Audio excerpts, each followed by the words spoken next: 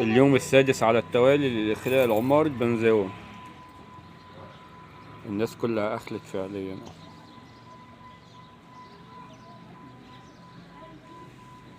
ده منظر السطح بتاع عمارة بنزيون، وادي السكان اهو، مفيش حد خالص.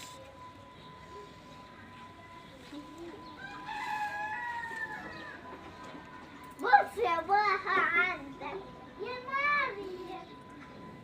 ادي منظر العمارة.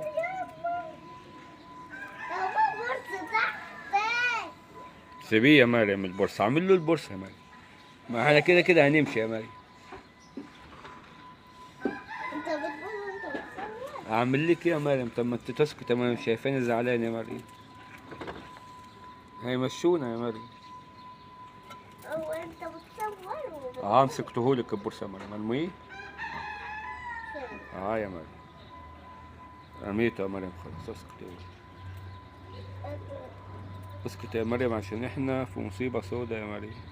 ماشي اعمل لك. احنا في مصيبة يا مريم. اعمل ايه؟ احنا في مصيبة يا مريم. انت بتقول وانت بتصور؟ بقول انا بصور يا مريم. ادي العمارة،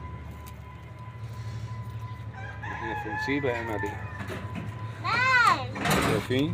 يا نهار اسود. ايه هي دي؟ ايه هي؟ طب كتر خير العمارة دي على كده. ايه هي دي يابا؟ ايه يا مريم؟ ايه هي دي؟ بابا هي دي. يا نهار اسود، ايه ده؟ احنا كنا عايشين فيها ازاي العمارة دي يا مريم؟ عارفة. وانا اللي قلت لك يلا ننزل منها اللي كده. ما احنا هنمشي يا مريم. بص البتاعة اتكسرت ازاي؟ شفت يا مريم. صورها. انا بصورها يا مريم.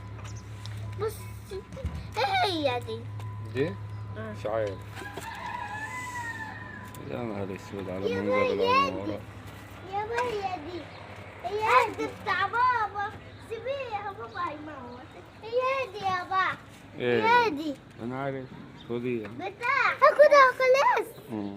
بتاع الصابونة. لا دي بتاع ادي منظر العمارة، بابا بيصور عشان وادي منظر السطح.